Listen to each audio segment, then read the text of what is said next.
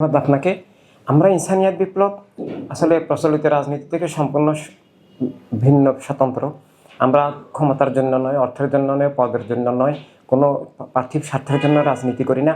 আমরা আল্লাহ রসুল সাল্লাহ সাল্লামের ভালোবাসায় জীবনের সর্বোচ্চ আবাদত হিসাবে, ইমানের দায়িত্ব, মানবিক দায়িত্ব হিসাবে দুনিয়ার সব মানুষের আত্মা রক্ষা, জীবন রক্ষা, অধিকার স্বাধীনতা রক্ষার জন্য আমরা আল্লাহ রসুলের কাছে প্রতিদানের প্রত্যাশায়, আল্লাহ রসুলের ক্ষমা, রহমত প্রতিদানের আশায় যে সত্য এবং মানবতার পুনরুজ্জীবন হবে, পৃথিবীতে খুঁজলম বিচার দূর হবে, তাই সম্পূর্ণরূপে উৎসর্গিত হয়ে পার্থিব স্বার্থের সকল লোভমোহ থেকে মুক্ত হয়ে আমরা সবাই নিবেদিত হয়ে আমরা ইনসানিয়াত বিপ্লব জীবনের সর্বোচ্চ আবাদত হিসেবে আমরা কাজ করি। তাই আমাদের কোনো স্বার্থের দ্বন্দ্ব সংঘাত নাই, বা আমরা কোনো রকম চাঁদাবাজি বা এগুলার কোনো ইতিহাস আমাদের নাই, কারো উপরে জুলুমের ইতিহাস নাই।